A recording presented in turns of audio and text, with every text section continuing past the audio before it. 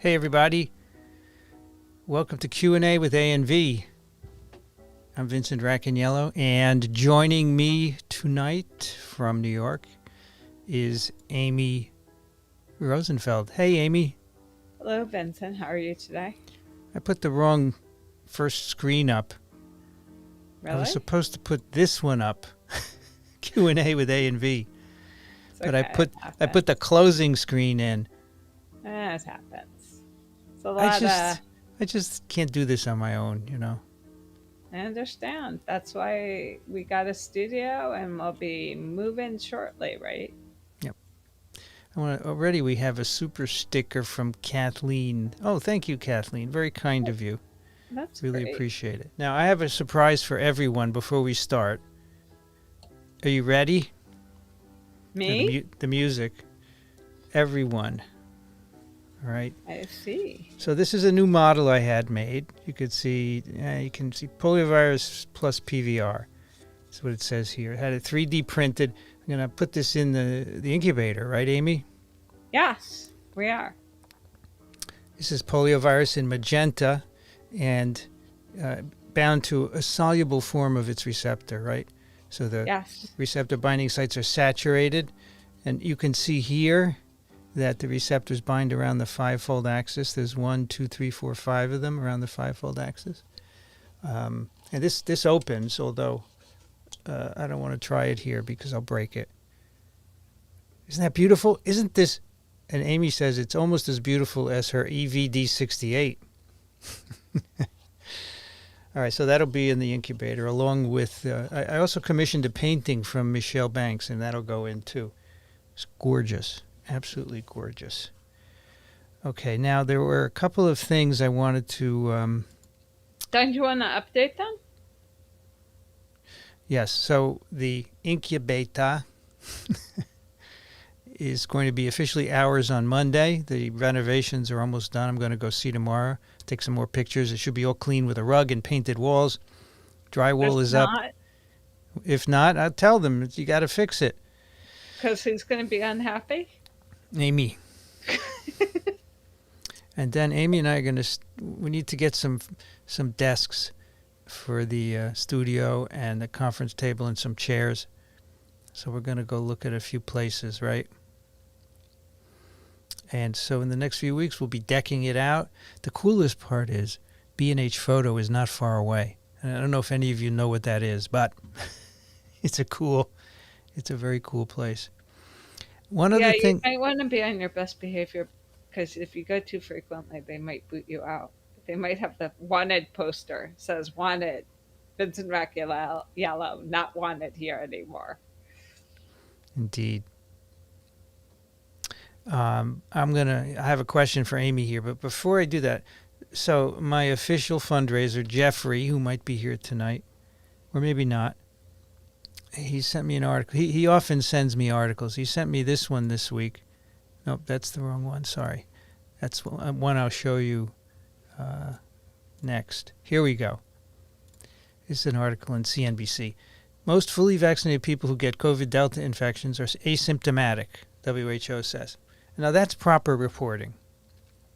That's what Amy and I have been telling you all along, right? Fully vaccinated, doesn't matter what variant. You're mostly going to have an asymptomatic or mild infection. And so take that. Do I get to say shocking? You do, of course. Shocking. Yeah, exactly. Shocking. On the edge of my seat, I almost fell off. What was the sign that someone suggested last week for the incubator? Oh, I put it here.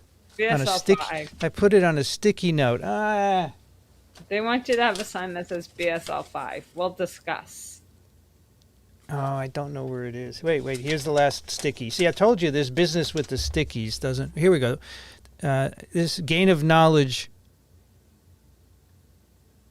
resource against disinformation. No, that wasn't the... No, they want you to have a BSL5 sign, like a BSL4, but you're a BSL5. I said, we'll discuss. Yeah, that's what Jennifer is. I'm in favor of the BSL sign. Okay. But it's something like No BSL5 here or something. All right, we'll discuss. No BS, BSL, comma, BSL5 here. So no bullshit, just a BSL5 for Got it. incubator. We'll discuss. Beautiful. Okay, here's a question for you, Amy. Do you think medical schools should spend more time teaching doctors about scientific methods? No. I think that medical school requirements waste a lot of time. So, like, Edmund wants to go to medical school, but I'm teaching him how to think in a completely different fashion, right? I'm Mm-hmm. thinking, so what did, no, they need to know who to listen to, but they don't really need to learn more about scientific methods. Because at the end of the day, when you come with your kid and the kid has an earache, you just want the guy to write you a prescription for amoxicillin to get rid of the earache. Okay. And here's a grumpy Vincent and a grumpy Amy would be dangerous. Well, you should see us in the lab sometimes when we're both grumpy. People run. Well, yeah, one could say I am grumpy still from writing my grant. Well, we finished our grant and sent it in yesterday. This was a 2-month effort, right? And it involves a number of people, so you have to coordinate everyone, get everyone's opinion. But it's just kind of a pain to do it like that. But we finished it, and Amy did the bulk of the work, and it's in. And hopefully she's a little more relaxed tonight. Somewhere in this early bunch of questions, there are a few questions about Guillain-Barre and the J&J vaccine. So I just wanted to bring up this article. Let me close that one. FDA warns here. So this is the emergency use authorization of the FDA. They added Guillain-Barre to it for the J&J vaccine. And someone said, is there something new? No, there's nothing new. It's a neurological disorder. The immune system damages nerve cells. You get muscle weakness, paralysis. And this has occurred in some people who got the J&J vaccine. And that was gotten by the vaccine adverse event reporting system. They picked it up.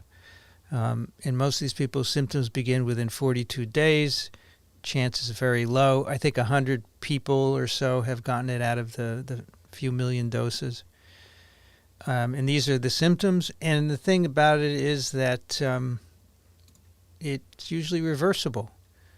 And I think one of our dogs had it, and she's fine now. It was reversible in her too. So that's Guillain-Barre. Yeah, otherwise we can just talk to Ed Kelborn.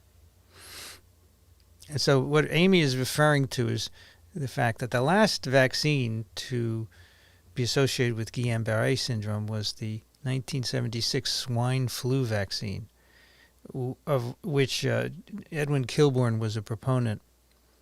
And of course that virus never caused an outbreak, and 400 or so people got Guillain-Barre in the U.S. Yeah, wasn't exactly a good decision. Early in the pandemic, Bob Gallo suggested taking any live attenuated vaccine to boost innate defenses. Could we do this now to counter other surging viruses, flu, cold, GI? Yeah, so that's was Chumakov. Yeah, Chumakov and Gallo picked up on it. Yeah. Yeah, I was gonna say it wasn't Gallo, it was Chumakov. I think Gallo jumped. He jumped on the bandwagon, right? Yeah, but it really stemmed from Chumakov and his mom. Yep. Absolutely. OPV. And OPV being shown that it could protect against flu in the 60s in Russia, right? Yeah. However, we no longer give OPV. We don't. And could you do this now? That would be a little problem. I have to say, some people went and got MMR vaccine, measles, mumps, rubella. It's an infectious attenuated vaccine about a year ago. It's not going to hurt. Maybe it'll boost your nonspecific immunity. Well, could we do it now for flu and cold and GI? I suppose you could find a doctor to give you one. Which one would you take? In the U.S., you're not going to get OPV, MMR. But I'm not giving you medical advice. I'm just speculating. Right, Amy? Yes. That's the second time I said right, Amy. All right, Vincent, can you talk a little bit of vaccine escape in the context of the UK experiment? I don't know what the UK experiment. I don't like this word vaccine escape, all right? No vaccine prevents infection. Well, maybe the HPV vaccine does. Most vaccines do not. Most human vaccines, they prevent disease. So so if someone gets infected because you're doing PCR surveys like they were doing in Israel, it doesn't matter. It doesn't matter. What matters is if they get sick, and as I showed in that article earlier, mild disease. Mild disease. Here's another favorite topic of Amy's, a booster. From James Madison. I thought he was dead. Well, he does look a little petrified. Maybe I've misunderstood, but I thought the possibility that we would need a booster has always been there. Is that correct, Amy? Yeah, it's always been talked about since the very beginning, but as we become more and more,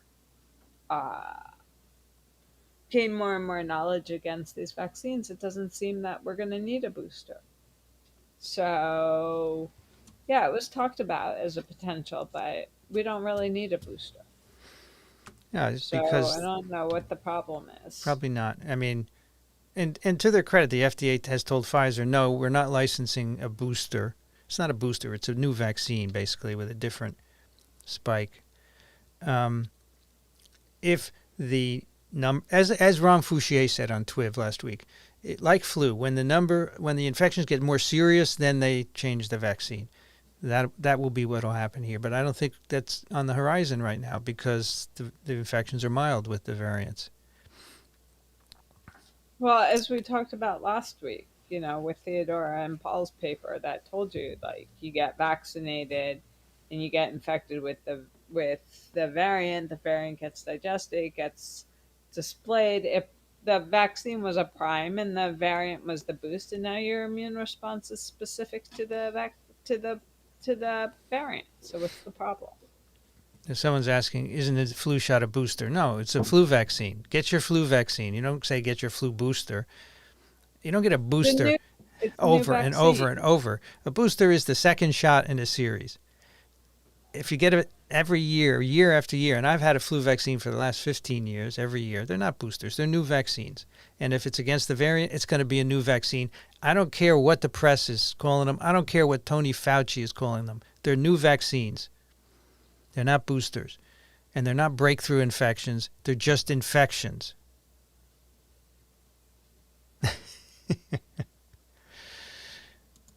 Please tell medical history. What exact step of scientific research is considered the giant leap of mRNA technology? Dr. None Carrico. of the above. What is it, Amy? Who's the lady at Penn? That's Carrico. Oh, okay. So she is, and is Weissman the guy she worked with at Penn? I don't know. I'll look it up. It's her and the T7 people. Definitely not Kosmikia. Yeah, actually, that's a good point. The T7 people who years ago showed you could make RNA in vitro, they should get some credit, right? Yeah, it's them and her, but not Kosmikia. Kosmikia was an opportunist. We should call a spade a spade. She was an opportunist. Well, she was told by Barney Graham what to do. Drew. Exactly. Yeah, Weissman is at Penn along with... I believe that it was her in his lab. Yeah. If it's the lady that I'm thinking of. The Polish lady or the Hungarian lady. That's her. Yeah, she began working on it years ago. 15 to 20 years ago. But it's the T7 people who made it possible. Okay, R.O. Vincent. WHO says not to mix and match vaccines. I already took one AZ and one Covaxin. Is that okay? You're fine, right? That's the only concern, that you would have an adverse effect. It's not going to interfere with your immune response at all. It's going to boost it, if anything. So, and the only reason they're checking combinations is to make sure there's no odd interaction that may cause a problem. They just want to be safe. Yeah. But that doesn't make any sense. What? What doesn't make sense? This whole idea of checking the controversy of whether or not you should mix and match.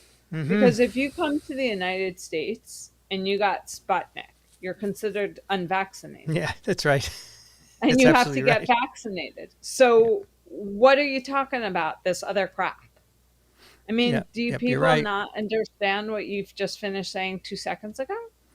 Well, the CDC is saying not to mix and match, and so is WHO. But you're right. What I'm saying is... I know what you're saying. I got it, yes. You're absolutely right, Dr. R. The stupidest thing I've ever heard of in my life. So, Ro, you're fine. You're going to be fine. Jace? My brain is going to hurt. Have a glass of wine. Well, so I wanted, now that you remind me, and somebody did graciously send me a bottle of wine, but I need more. But somebody else sent me a very lovely donation, an anonymous donation, and I forgot at the beginning to thank them, so I should thank them for the lovely donation. But yes, I need more wine or something because my brain is going to hurt from this ridiculousness. All the description, the discussions, and graphs tend to act as though there's only one viral infection. Yeah, I know, Jason. We feel the same. We'd like to diversify, even though there's a lot to learn about SARS-CoV-2 and COVID. What do you mean diversify? I already work on 24 other viruses. We need to diversify. Yeah. We'll just say that James Madison likes what we're doing here. And James Madison, your service to the U.S. was remarkable, so thank you. Thank you very much. I think he had a little pissing contest with Thomas Jefferson if you read Gal Collins in the Times. Hello, Victor. Thank you for your support. If you want a mug, or depending on how much you're giving a month, if you're like $5 or so, you get a mug or a T-shirt. Send your address to Vincent@microbe.tv and I'll send it out. I'm trying to be responsible. And cue Amy laughing. I'm not going to laugh. It's good. All right, so this is the other thing I wanted to address. Forbes article from Sydney, 2 people were infected in fleeting non-physical contact. This is nonsense. And Daniel Griffin said it was nonsense last week. There's no way they can prove that that's how they got infected. No way. Just nonsense. Ay, ay, ay. Okay. Amy, what are you doing? What kind of lab work are you doing right now, today? Today, I went to the mouse house. I looked at all the mice that didn't develop paralysis when they wanted them to, so they are being sacked. Then I wrote a progress report for a grant. Then I split cells. Then we found out that our IC50 that we did last week, one of them did not work. And I made plates for plaque assay and IC50s. Wonderful. All right, what happens when someone is regularly exposed to SARS-CoV-2? Surely they could be facing multiple infections at the same time, but at different phases and stages, variants? No. I mean, you can have multiple infections, but the more you have, the milder or asymptomatic they're going to be. Correct, Amy? Yes. You're not going to have multiple variants at the same time. Typically, there's one dominant variant circulating in any one place. Is that what that meant? That's what I interpreted it to be, yeah. Okay.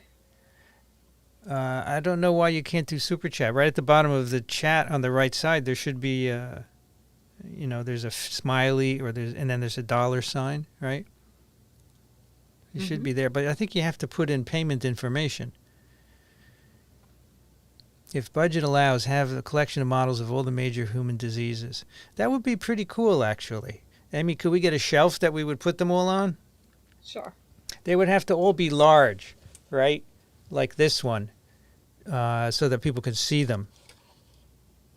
Correct? Okay. But, it's a great idea. Here is Vanity Nutrition. Thank you. Welcome back, and thank you for modding along with Frank. Frank is here. Shocking. There we go. We got a shocking. And I'm glad you got your Twiv mug. See, I sent one out, Amy. Okay. A. Abby, Super Chat. Thank you. Does ivermectin work? No. Is virus caused by parasites? They're obligate intracellular parasites by definition. Parasites are eukaryotic parasites, which is what ivermectin hits, like onchocerciasis, onchocerca ovula. They can have their own viruses, but ivermectin is an antiparasitic, antifungal. The studies, they don't show good effect, but people get very mad when you say that. So I'm not going to touch that. Let Amy do it. Yeah. Excuse me? You can say it doesn't I work. I don't need to say it. I've said it a million times. I'm done. Don't write in about it anymore. Your wife is still waiting. I'm sorry. I know. The email is there. I'll get to it. I'm really sorry. There was a question about what vaccine efficacy means. Okay.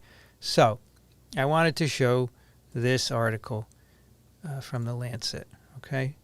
It is called, "What Does 95% Vaccine Efficacy Really Mean?" And what they say is, these vaccines are 94 to 95% efficacy. Okay. And that's calculated as 100 times 1 minus the attack rate with vaccine divided by the attack rate with placebo. It means that in a population like the one that was in the trials with accumulated COVID attack rate over 3 months of about 1% without a vaccine, we would expect roughly 0.05% of vaccinating people would get disease. It does not mean that 95% of people are protected from disease. That's a general misconception. So what does it mean? Here, if we vaccinated a population of 100,000 and protect 95% of them, that would leave 5,000 individuals diseased over 3 months, which is almost the current overall COVID-19 case rate in the UK. All right.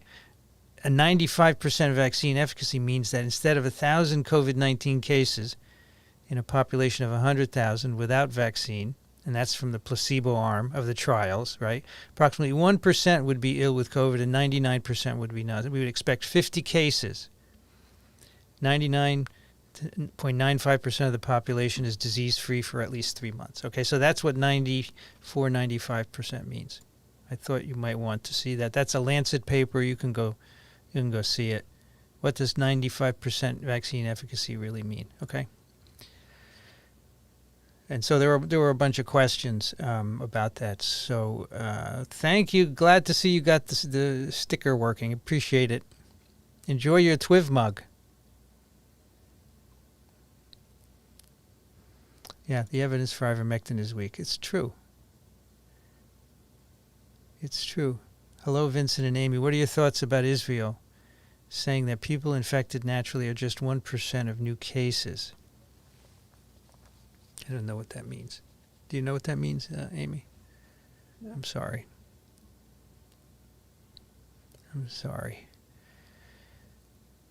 Do you believe we should vaccinate children 2 years old and 6-month-old, as Dr. Fauci is suggesting?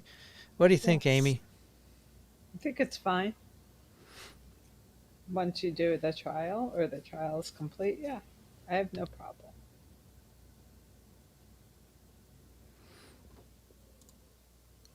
Is it possible variants are developing in multiple places simultaneously, independently, rather than in one place and spreading globally? Yes. Mm-hmm. Absolutely. Absolutely. There's no reason why they should arise in one place. Yeah. Well, it's clear that they don't rise in one place and globally. The two outbreaks of the Orphate vaccine, of the Orphate variant that we're interested in, arrived in 2 different places. Yep. So glad your dog is better. What's her name? Luna. A week after my wife got Mrna #1, she was pricked by a cactus that gave her a rash for a month. Coincidence, or might Mrna have influenced that? Coincidence. Yeah, probably. This is a very hard thing. You know, coincidence is the way of life, right? Yeah, I got vaccinated. Coincidentally, got run over by a car. Is Dixon better? Dixon will be back on TWIV Friday. Yep, he's okay. Well, his surgery's over. He's home. He's coming to TWIV. I don't know. He didn't say. We'll ask him.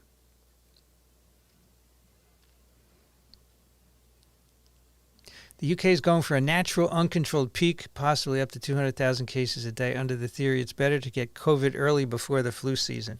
What a dumb thing to think.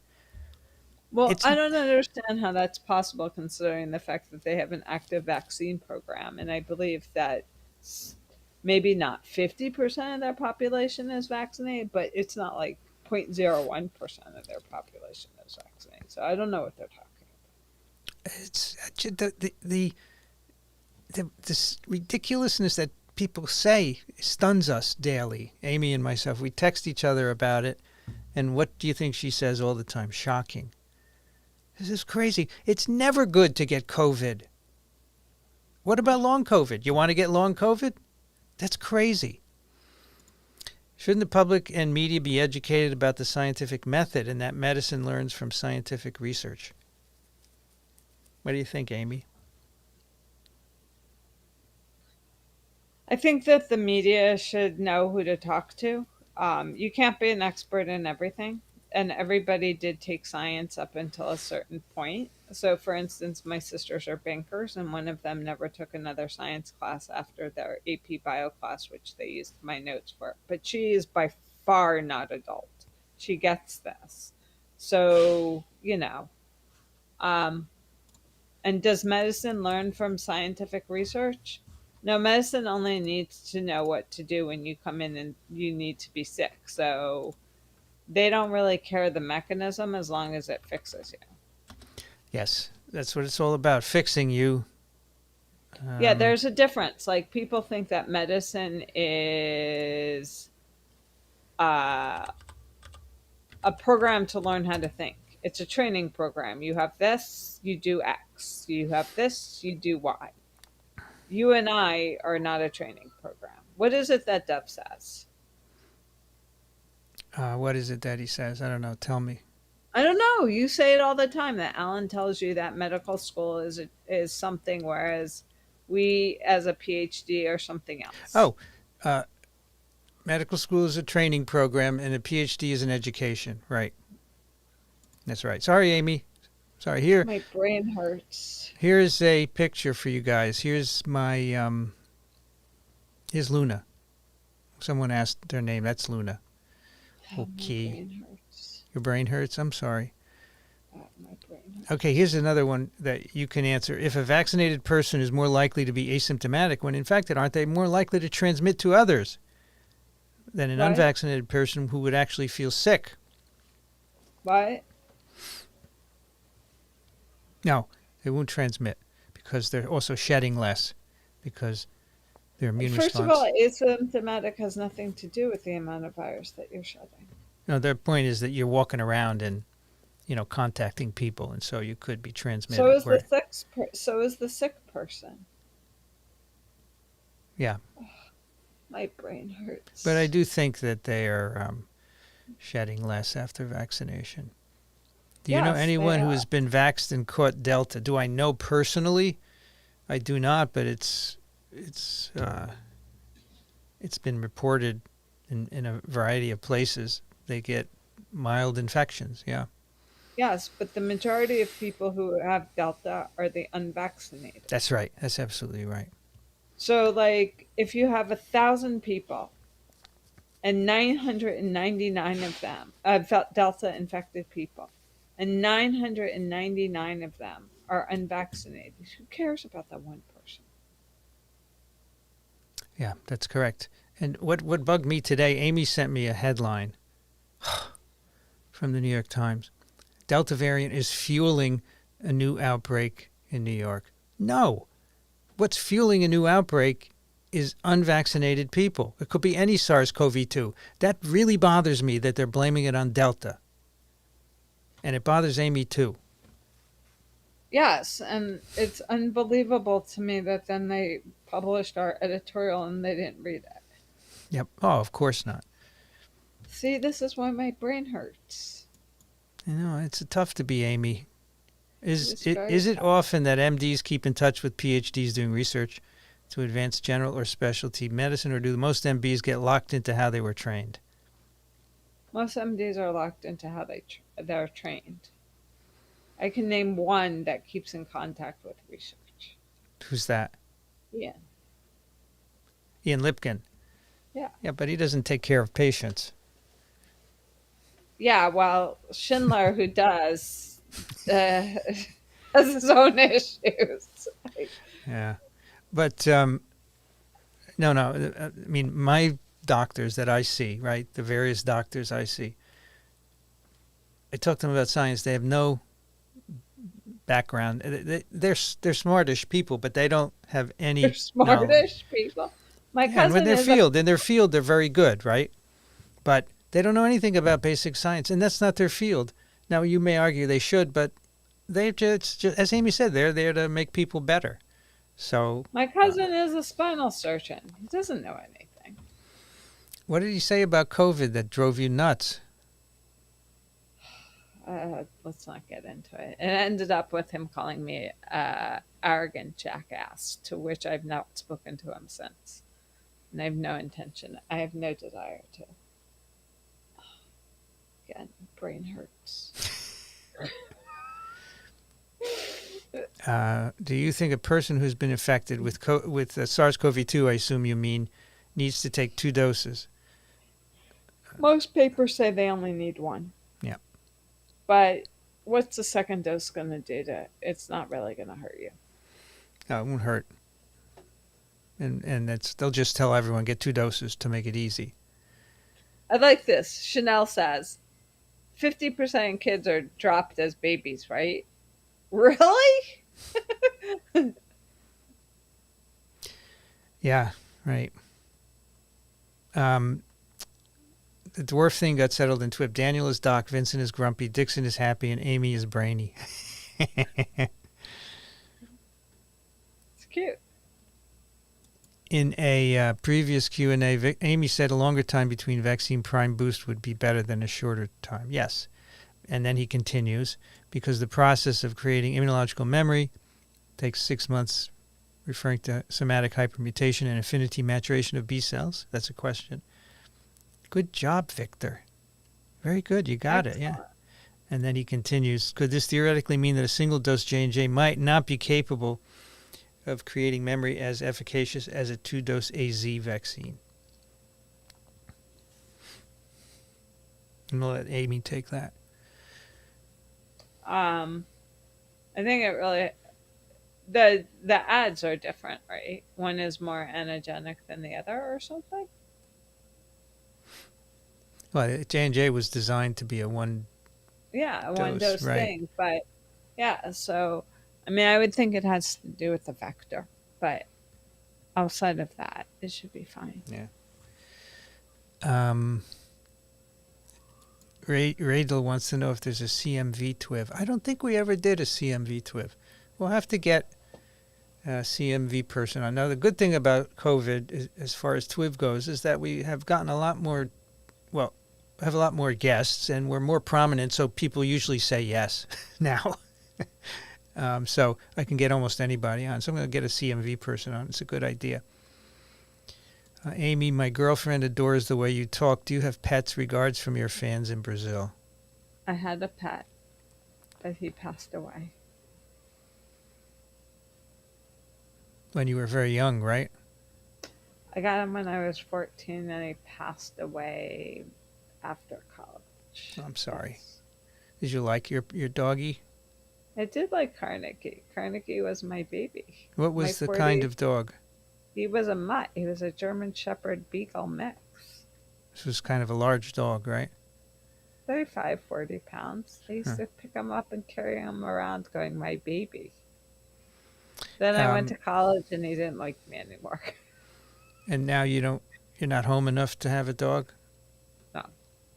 No pets. Why do people call Dr. Robert Malone the inventor of RNA vaccine? Do you know, Amy? No, I don't know. Maybe because they don't know the history. Let's find out what he did.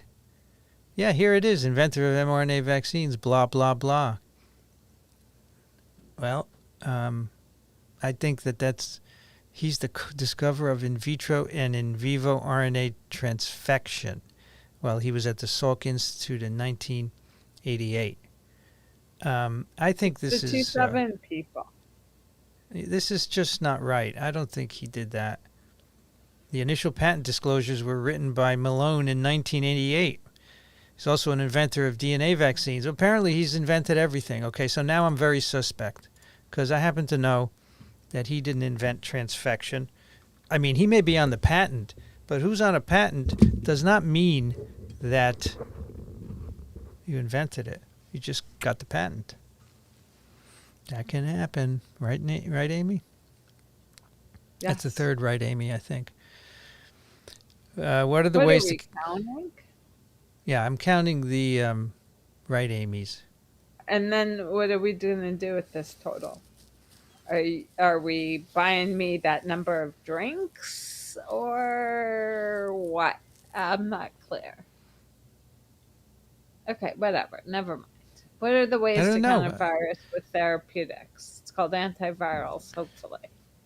Yeah, so a therapeutic would be like an antiviral. You could block attachment is hard to block, although there is an attachment inhibitor for HIV-1. Doesn't work well. No, it's usually given in combination. You could block... The biggest targets are proteases and polymerases, right? Because they're enzymes. They're not present. Well, you always make a drug against an enzyme. Roy Vagelos. Is that what he said?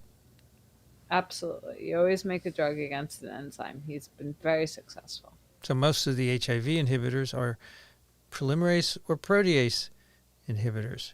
There's an entry inhibitor. There's a fusion inhibitor. For influenza, there's an inhibitor of neuraminidase, which helps the virus spread. It's also an enzyme. There's an inhibitor of the endonuclease, which is also an enzyme. Okay, we got the point. Making it against the enzyme. Amy, my daughter overhears TWIV in the live stream and noted that whenever you say, I don't understand in a certain voice, it means this person is a moron. Yes. Jennifer, your daughter is extremely perceptive. It does. It does. I learned this many years ago. Many, many years ago. Yes. My husband and I took MMR vaccine before COVID vaccines became available here in Canada. The outbreak on the Roosevelt drove research on mumps. So maybe MMR helped you, yeah. Who knows? Amy, do you like cinnamon ice cream? I do. Yeah, there you go. Oh, it's hard to find. Amy, in my imagination, mRNA is like a sequence of punch cards used earlier to write computer programs. But it does happen if a few cards are badly formed. It's good. It doesn't work. It's a mutation. Franco, I used to use computer punch cards in college when I took a computer science course. I had to write the program by typing it onto cards. And then I gave a stack of cards to the operator. They'd run the program. I get a printout, and it didn't work. And I went to the museum and looked at the punch card computer. That was probably took up this entire room. All right, Sylvia, I'm fully vaxxed, but seriously concerned and feel helpless and confused about the massive success of the Brett Weinstein interview on this podcast. Okay, What lies, did he say? I don't know, but this is the guy they wanted me to debate. Remember? This Pat? Yes. Yes, this guy, who's an evolutionary biologist, knows zero about viruses. Okay, I guarantee it. He knows zero about viruses. I don't need you to guarantee it. Now I remember who he is. And that's so that's why he gets 1.5 million views, because he's blathering nonsense.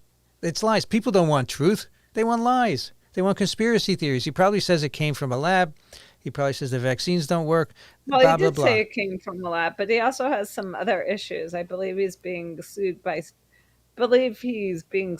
or something or other about freedom of speech or sexual harassment or something.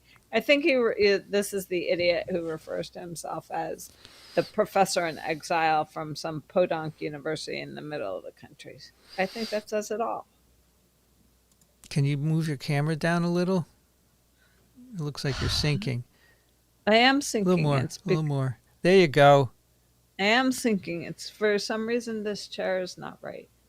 We need to get you another chair? Okay. I don't know. They breed like rabbits in the lab. I don't know where the right one is. What about the one behind you? Maybe that would work. No, it's the same size. Amy, can you take a J&J if you had Sputnik? Will it be effective? Yes. Sure. In fact, is Sputnik one of the ones that the U.S. doesn't say you're vaccinated if you've gotten that? Yes. Okay. You can get it.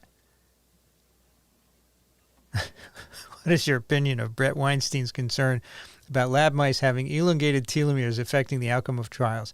My concern is that Brett doesn't know what he's talking about. I mean, they do have elongated telomeres, but what's the difference? What's the difference? There's no difference, but that makes you able to make cell lines from mice very easily, whereas human cells have shorter telomeres. It's hard to immortalize a human cell. I teach that to my class. Boy, Brett, you should just go home or stick to what you know. Well, that's the problem is I don't think he knows very much. He's getting a lot of attention. But he's probably one of those people I made fun of or disliked when I was in graduate school who probably hung out for 7 years and they handed him a PhD because it doesn't look good for the program. Someone wants to know if you would go in an airplane. Me? Yes. My sister just went on an airplane. Well, that's not you. Would you go? Would you go to California to do some business? No, but my friend's husband just had a heart attack, and I might have gone on an airplane if it were my friend. Okay.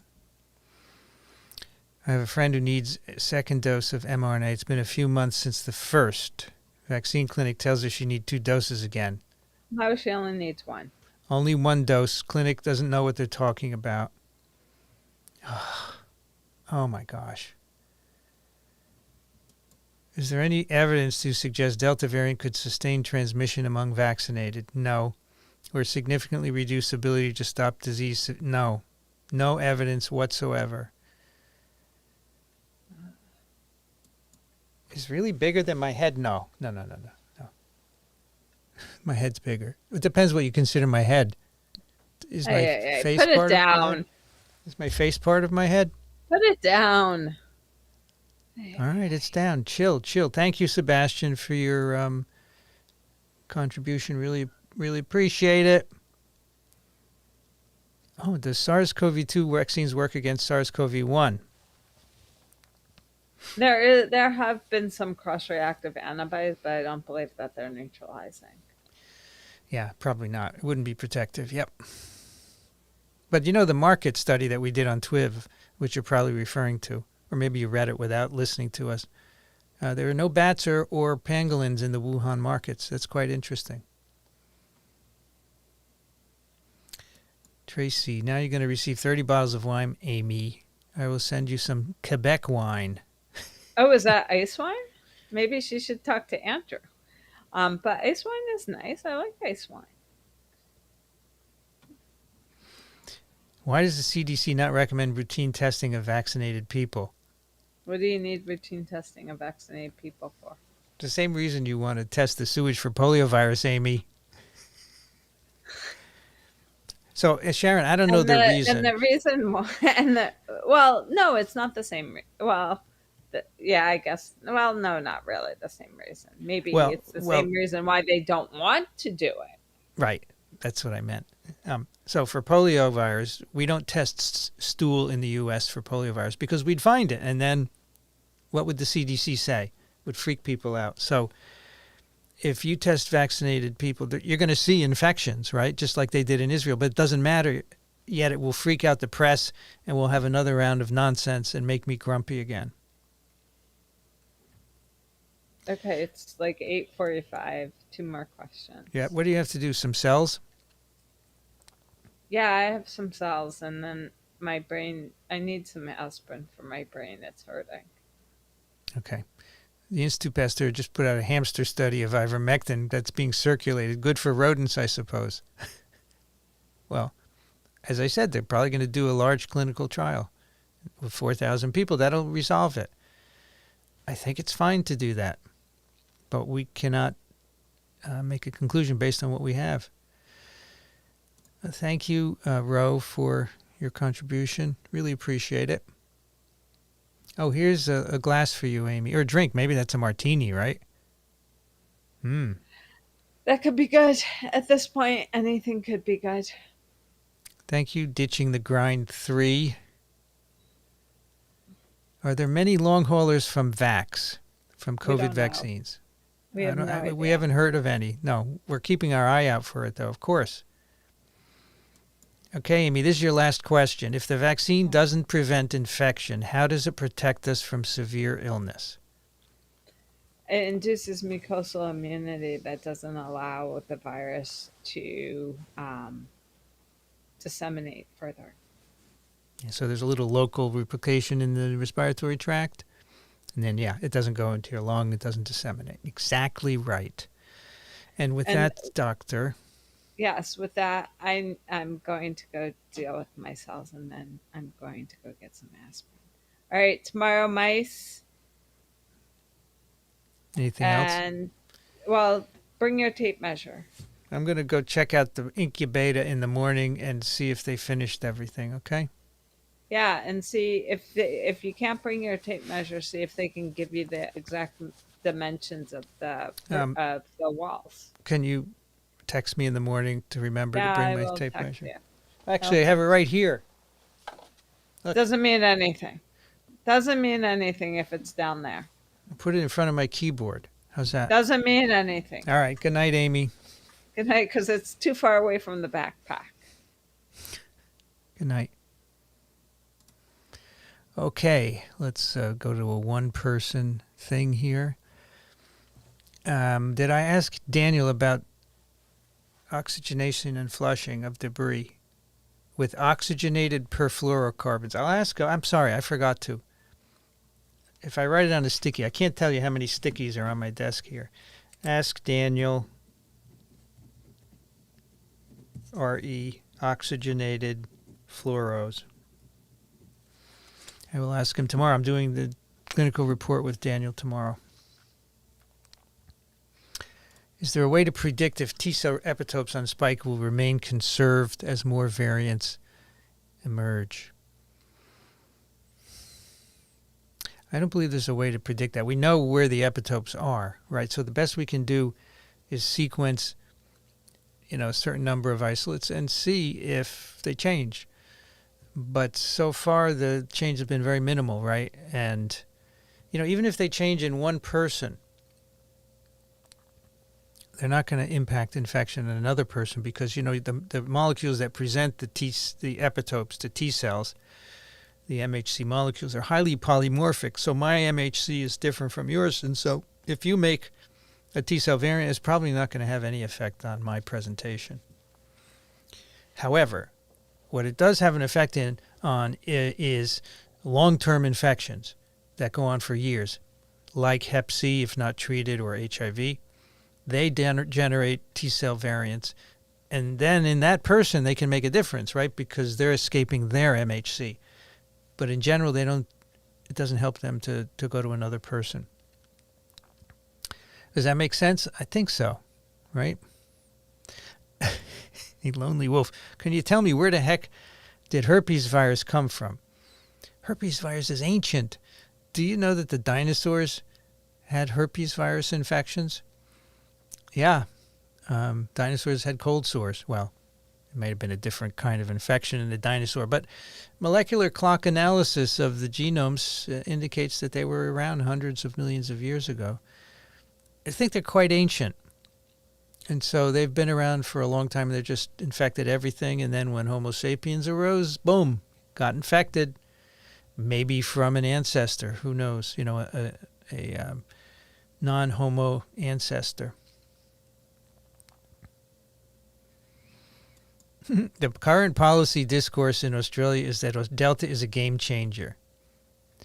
So this is uninformed policy. As I've said a million times, it's based on this assumption that because Delta takes over everywhere, it must be more transmissible. It's not necessarily more transmissible. It is certainly more fit, and it displaces other variants, and that happens all the time with other viruses like influenza virus. So the evidence that they're using to say it's more transmissible is simply the rate of accumulation of new infections. They fail to take into account population behavior. Unvaccinated people getting back together will spur outbreaks.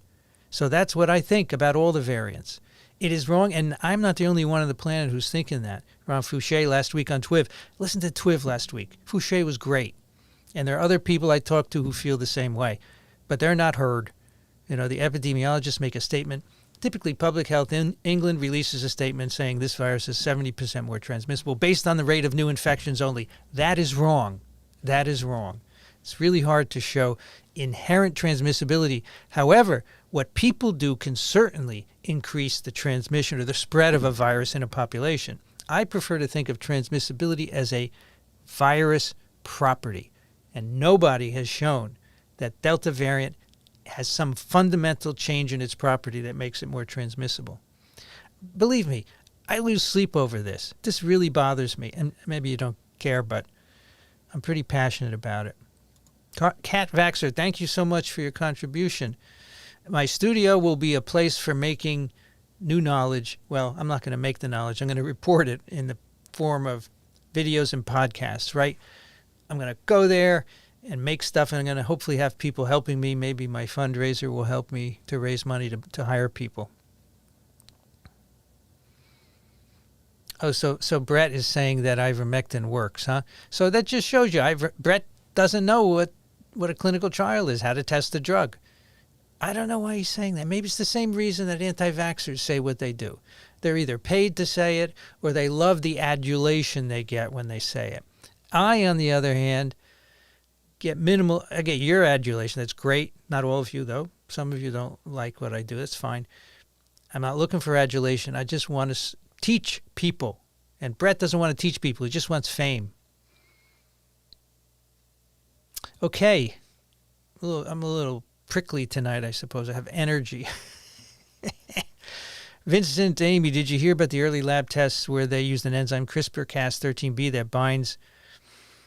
Yeah, so this is CRISPR-Cas. You can take the CRISPR-Cas system where you can target any RNA for degradation with the CRISPR-Cas system. And yes, this is going to work at some point. It's not ready, though, for being used. It's good.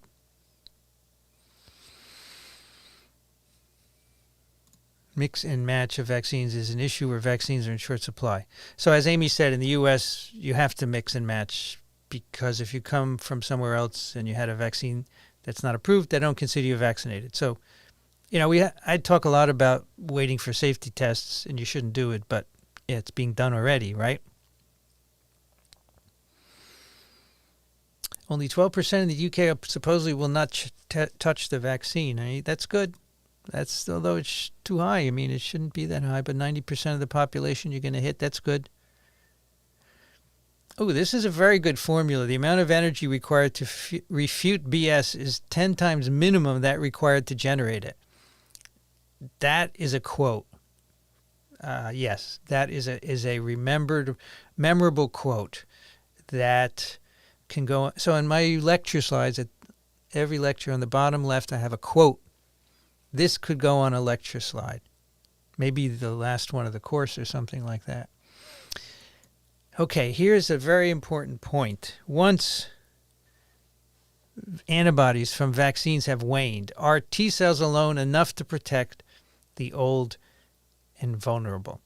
So, elderly, this is a bit of a problem because let's take a 30-something. You vaccinate them. You induce good immune memory. Their antibody levels will wane, but they will not go to zero because they have memory cells that will continue to make a small amount of antibody. And then when they get infected, the memory cells will kick in and make a ton of antibody. Memory T cells will proliferate, right? With older people, the memory generation is really poor. Okay, and so their antibodies could go to zero, and they could get infection, and because they don't have a good memory B cell response, it may overwhelm the T cells. Okay, and the other thing is they may not be able to make new memory B cells because their bone marrow is shrinking as well. So yes, it is a concern in the elderly, and that is why, in part, we try and make different vaccines like higher dose flu vaccines, Shingrix, etc., to give them more antigen to overcome that.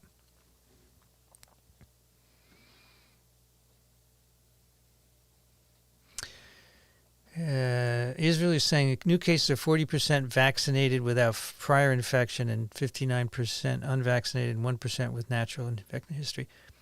I don't know what is the definition of a case. It was a PCR positive, or is it symptomatic?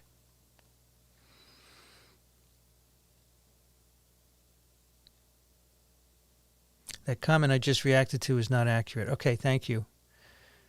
I don't remember it, but sorry. Thank you, Allison, for your contribution. So right about med school from one who went through the training program. Yeah. If we lock down for 1 month, wouldn't this virus go away? No, it's not going to go away, because there are always people who don't lock down. They will continue to spread virus. And remember, the virus is in animals, ferrets, minks. Who knows what else in nature? You're going to see over the coming months now, people are going to sample wildlife and they're going to find the virus there. So lockdown is not going to help. I have a few friends that are holding off to get the vaccine because they are fearful of late side effects. Sent them your podcast. Anything else I can do?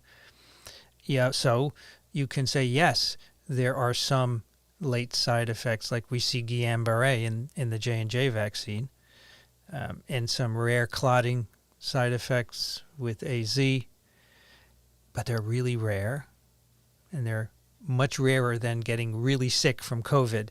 That's the key. COVID is horrible, and it can give you long COVID, which you will have possibly for the rest of your life. So it's worth the risk, in my opinion. And, I took my vaccines months ago before we knew about the side effects, but I would take them again today. And maybe that's what you could say. I would take them again despite that, because it's not worth getting COVID.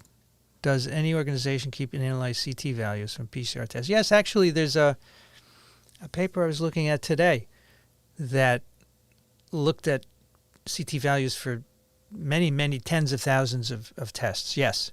So, the health organizations of various countries keep them. And those are permanent health records that can be mined. They can be de-identified and mined, and people have been looking at them for sure. Now, I don't remember what the outcome of that study was, but they did look at it and say, what do the CT values mean? They saw what was the average CT value and what did it mean in terms of infection and so forth. But they do, yes.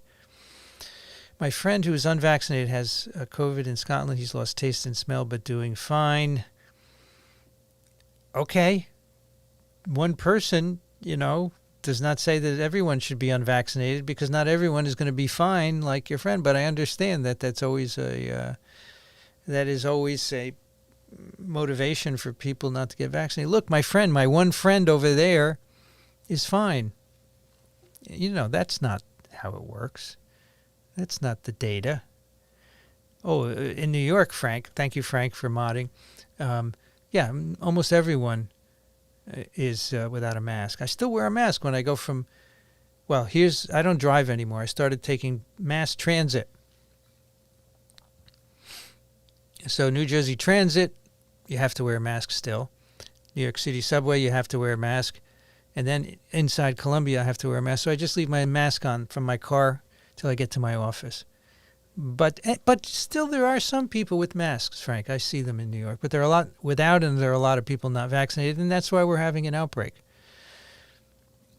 Generally speaking, people are a problem. Well, except the people here on this live stream, right? They're not a problem. But I know what you mean. Yep, most of the hospitalized people are unvaccinated for sure. And that's, someone said today, it's at the top of the live stream. You have two choices: to get vaccinated or get COVID.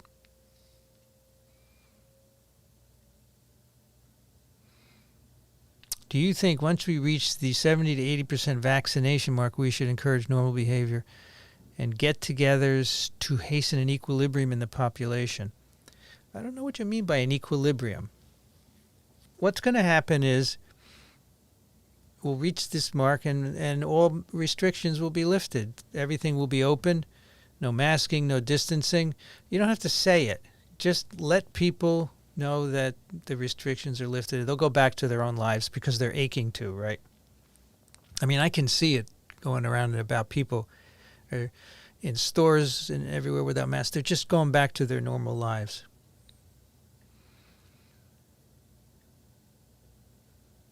In fact, I was at a dinner on Saturday with the co-authors of Principles of Virology.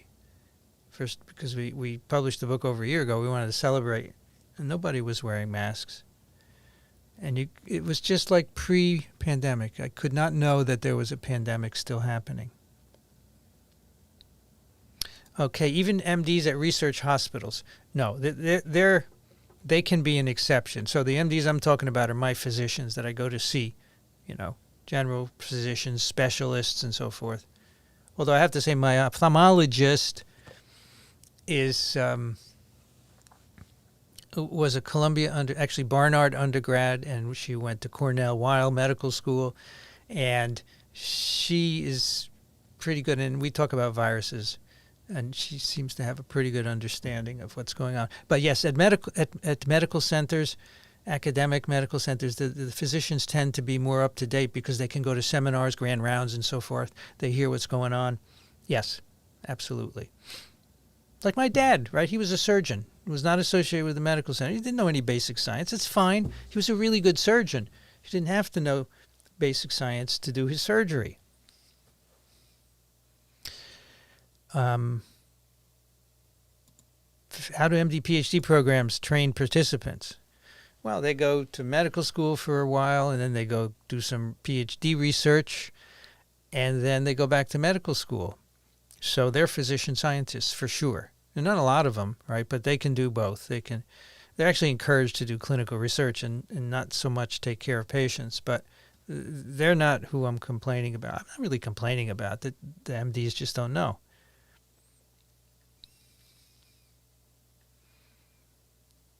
Yeah, of course. That's exactly what I'm saying. There's a difference between practicing medicine and being up to date in current virology. They don't have to be. The problem is AA. They tell their patients things about viruses that are wrong, and that's bad. They'll say, oh, did you hear about the highly transmissible Delta variant? Because they don't know any better.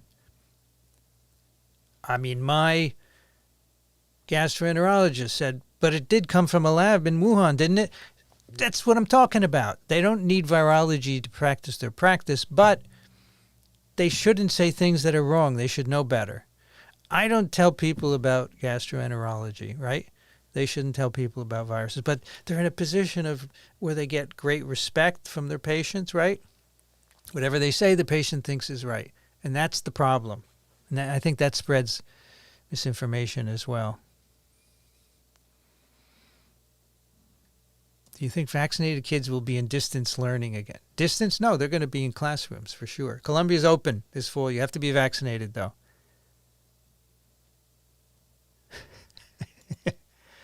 Well, this is for Amy. You can pick your seat in the theater, you can pick your nose, but you can't pick your family. Indeed. Indeed. Thank you, Peter. I'm glad you like it. I'm glad. Now that Amy is gone, the quality has gone down a bit. But, yeah, I'm glad you like it. I really love talking to you folks. Can I fly safely from Florida to New York? Yes. Yes, you can fly safely. You're vaccinated, Charlotte. I know that. Wear a mask if you're worried. Absolutely, you can wear a mask. It's not a problem. Let's see. What would be the effect on future immunity if a vaccinated person is infected and gets sick? So, I've been talking about how vaccinated people will get infected, but they generally won't get more than mild illness, right? But some of them might get more severe illness. It's not going to be zero, right? So I don't want you to see tomorrow in a newspaper that someone was fully vaccinated and got severe COVID. That could happen at a very low rate. It's going to happen. If you get sick, you're probably going to get an even better boost to your immunity, an even better memory, because that means the virus is reproducing quite a bit. And I think that's probably why people who are first infected naturally and then get a boost in the vaccine only need one. They get a huge boost because that original infection gave them a lot of viral antigen through replication. Yes, COVID is going to stay with us forever. It is. It's going to be around like flu and rhinoviruses and noroviruses. Can't get rid of it. Yep. What's the point of taking a vaccine? So you won't die. And then if everyone's vaccinated, then the infections. Now, when you say it's going to be around forever, it doesn't mean that we're going to have huge outbreaks every year like this. If everyone's vaccinated, we're not even going to hear about it because most of the infections are going to be either asymptomatic or mild. And so it's going to be controlled that way. So that's why, Lonely Wolf, we need to get vaccinated. Does abundant antibody production say anything about the probability of good memory B cell production? That is a good question. And I don't think it is necessarily an indicator of memory. And that's all I can say. People blaming Delta is because they can't control it. The real reason for reproductive index shooting up is human behavior. That's right. But that's too simple. The press doesn't like that. They want to blame something. Do you think COVID will ever go away?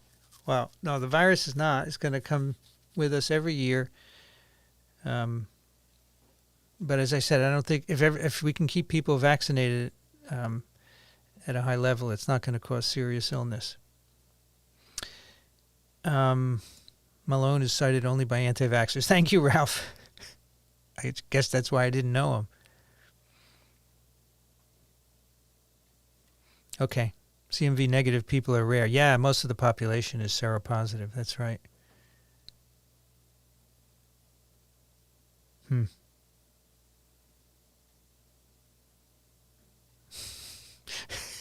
We have already been drinking for every right, Amy. That's right. That was supposed to be started.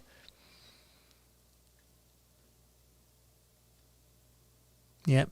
Okay, Bill, thank you for your contribution. Yes, we remain passionate to fact-based science and true. And, people push, but I'm confident. And I think it's important to be confident in yourself.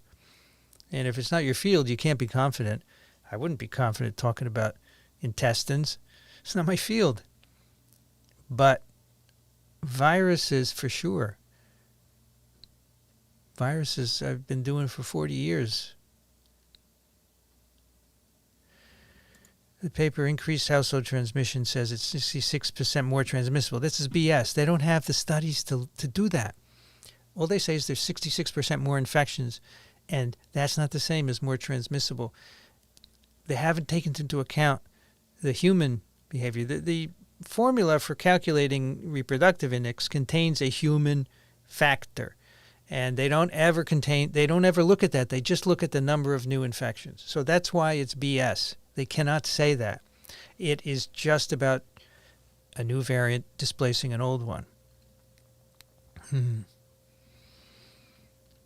Is there anything like quorum sensing in virology?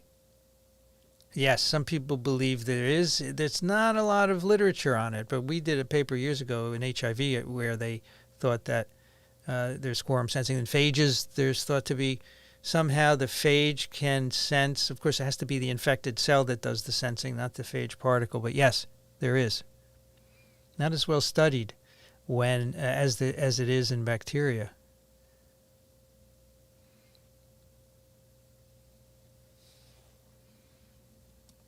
You left out the part where you had to wait overnight. let me tell you, Andy. So I went to Cornell in 1974. So they had these big mainframes where you had to type out your punch cards and give a stack to the operator. And yeah, usually you came back the next day. Sometimes I'd pull all-nighters and wait there because I'd wait till the last minute. And then you get an error. And you have to go back and debug it. And there was one program. They had us write a program to do a checking account, right? And my friend and I were doing it together. We couldn't get it to work. So we took someone else's printout. They had to make an error to get the program to work. An error in the syntax. And we were just freaking out. This guy got it.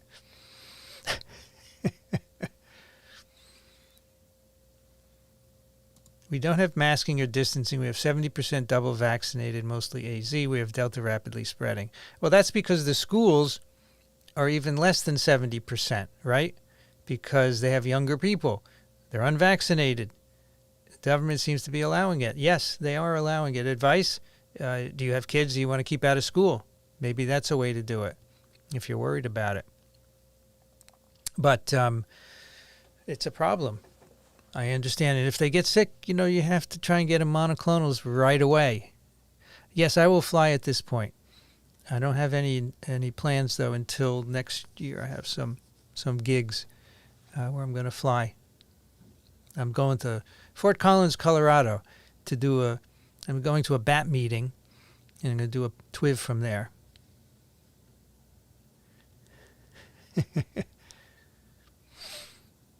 Now we're talking about Brett. We can pass up Brett. I don't want to debate Brett. I told him I wouldn't. What percent of the SARS-1 sequence is identical to SARS-2? I think it's about 20. They're only about 80% identical. But that's not a lot over 30,000 bases. And, it's spread among all the proteins, so they're quite different. Thank you, Mark, for your contribution.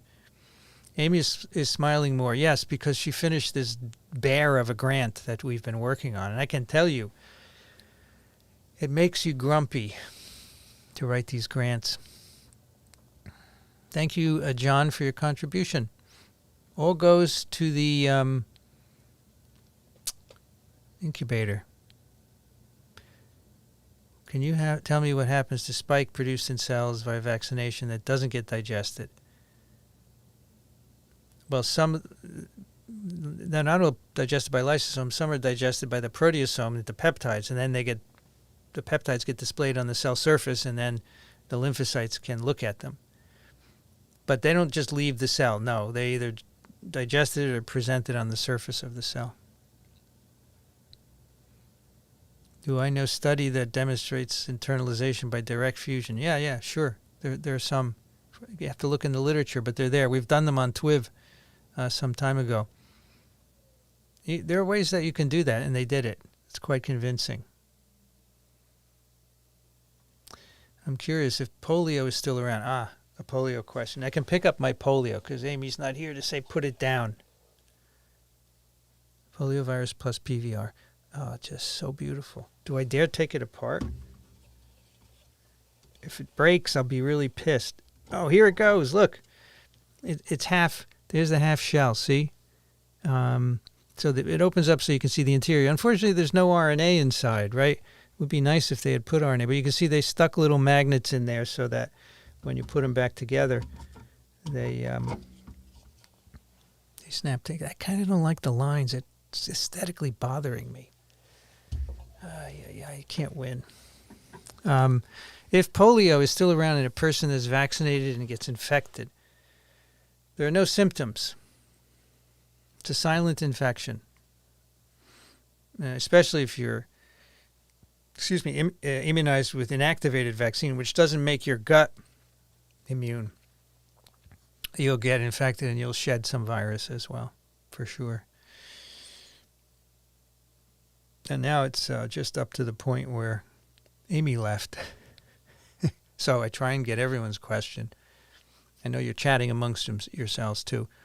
That's why it takes me so long. Thanks for sucking my wife into the TWIV world by answering her cactus. Hope to visit the studio one day. Yes, People will be able to visit the studio. We'll have a little reception when we start, and it'll be a lot of fun. You bet. Thank you, T. Klepper. Really appreciate your contribution. Really appreciate it. If I won't debate him, I have no right. You bet I have a right. Sure, I have a right to slag him off. Debate is something independent of that. No. I'm not going to dignify them by debating them. Thank you, Wild Bunny. Yeah, we'll get to you, Jennifer. Thank you, Wild Bunny. I'm due for second Pfizer tomorrow. I've had gastritis. Well, you ought to wait. Just wait until you feel better. That's what Daniel Griffin would say. Will monoclonals have to be reworked? So they already have been. So now they give you a cocktail of two different ones that will work. But you do have to make sure that you know what's circulating in the area. You don't have to isolate virus from every patient. You just need to know what's circulating in the area. Make sure that the monoclonal is a match for it. Yes, absolutely. Dinosaurs were kissing. I don't think they spread herpes by kissing, right? But somehow they spread it. I mean, we don't know what kind of an infection it was in dinosaurs. Why are there no herpes vaccines? Because they're hard to work, to make. And people are working on them. It's not like they're not trying, but there will be. And I bet you're going to see some mRNA vaccines for herpes being worked on soon now. Yeah. Do you think the anti-vax laws or rescinding present mandates could spike polio or other? No, I think enough people are smart enough to be vaccinated. They get good advice from their physicians, from public health. Most people, that is. Not everyone, obviously, and it depends where you are. So I think it'll be okay. My daughter's boss in his 40s, 100% vaccinated, got COVID, not hospitalized, very sick for 3 weeks. You sure it was COVID? But as I said, could be rare, serious disease. Not going to be 100%. Not going to be 100%.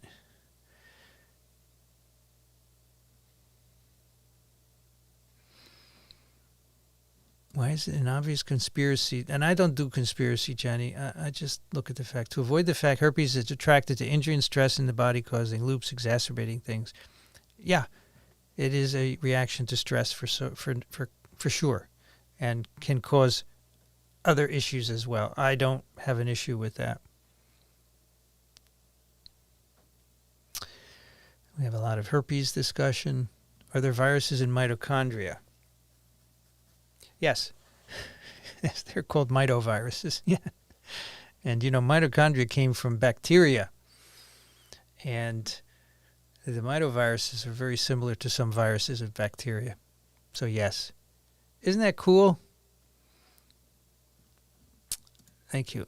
I don't need to be correct, but I just look at the facts and am guided by them. And so I think in the end, Amy and I, yes, and our position is going to be correct.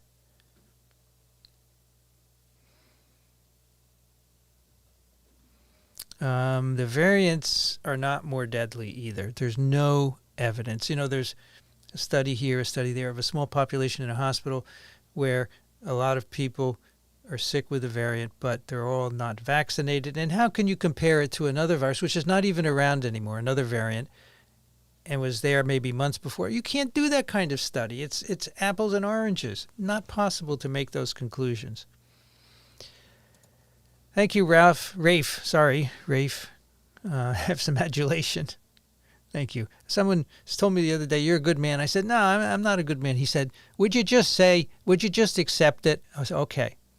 Okay, if you want to call me a good person, that's fine. Thank you, Sylvia. I appreciate that. Really appreciate your generosity. I must say, people are running for vaccines in Canada because they're scared. I've always said that the Delta narrative isn't right, but if it gets people vaccinated, that's a good outcome, right? Yeah. Thank you, Stephen. More adulation. I shouldn't have said that. I didn't really mean to be narcissistic or whatever, but you got what I was saying about Brett. He likes the adulation. The third Pfizer shot, you mean a slightly different vaccine with a different spike? Don't need it right now. We don't need it. What's the point of getting people to schlep in again and get a third shot? Unless you really need it. We're lucky we got so many people to get vaccinated already. So what are the chances that the mRNA vaccine can cause Guillain-Barre? I think they're low, just like the J&J. Now, see, we don't understand what triggers Guillain-Barre. It's a swine flu vaccine, and then there's some bacterial infections, Campylobacter infections do it. We don't really understand. And so, the J&J is associated with it in rare cases. Sure, the mRNA could. We haven't seen it yet. Maybe we'll see it, but there have been many more doses of mRNA vaccines distributed than J&J, so I doubt we're going to see it. Thank you, Powell, for your contribution. Really appreciate it. Does cancer chemotherapy undo vaccination protection? No, it does not. Now, it depends what kind of therapy. If you get... if you get a monoclonal that's going to destroy your B cells, it could certainly reduce your ability to respond, but the memory B cells should still be there.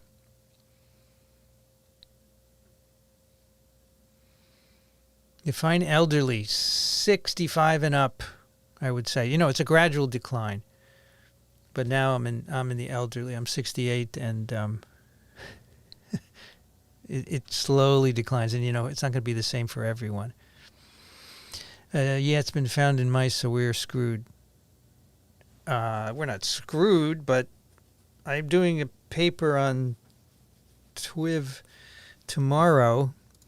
I'll give you a preview of it. It's just a little snippety thing about asking whether pets can carry SARS-CoV-2 in their hair and foot pads.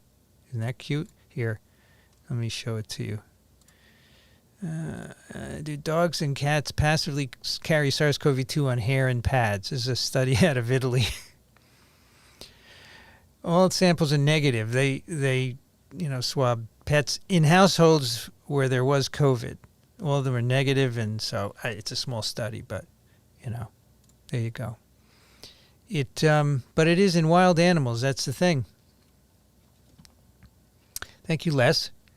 I really appreciate it. Yeah, we're going to incubate some podcasts. What do we have? 9:22. We have 8 minutes. There are many reports of shingles after the Pfizer vaccine. Well, shingles is pretty common. You have to be careful with that. What's the incidence of shingles in the non-vaccinated people? I would like to know that, and it's probably the same, maybe the same, and that's what you have to do. But, reactivation of varicella zoster virus, which is what shingles is, it's a stress. It can be caused by a stress. So if, inflammation caused by a vaccination stresses, that could do it. I wouldn't be surprised, yeah. A lot of talk of bringing the second dose forward to 6 weeks. It's fine. There's no set time. The 4-week and whatever the original time of the trial was only made to accelerate the trials, so it's fine. It's fine to change it. You could go months if you wanted to. Are there well-documented cases of transmission from animals to humans? Yeah. On the mink farms in Denmark and the Netherlands, they're clear transmission. How do you know this? Because the viruses in mink, acquire mutations that are characteristic, and then people get infected who work on the farms, and they have those characteristic mutations. So you can tell that it happened that way. And that's really the only way you could do that. To prove that one person infected another, you had the people walking together down the hall, take virus from both, sequence them, and if they're the same, then I'll believe you. But they didn't do that. I guarantee you they did not do that. My neighborhood has 80% full, 85% one. That's pretty good. Yeah, pockets. There are always pockets that makes herd immunity difficult. There are pockets of pockets of high vax and pockets of low vax. Thank you, H. Zoo. When will the incubator be open? well, we get the keys on Monday, right? And then I have to set it up, which will probably take, where are we, in July? It's going to take probably 6 weeks or so. I would guess in September it's going to be open, probably in the fall, yeah. And then we'll tell people where it is, and you can come visit. You can plan a visit. You can get a picture there. Yeah, I'm going to move the wall of polio there. You can get a picture in front of the wall of polio. That would be cool. Does anyone have a real understanding of seasonal nature of virus and epidemics? So every virus is slightly different, right? Polio was seasonal in the summer in our country, for example.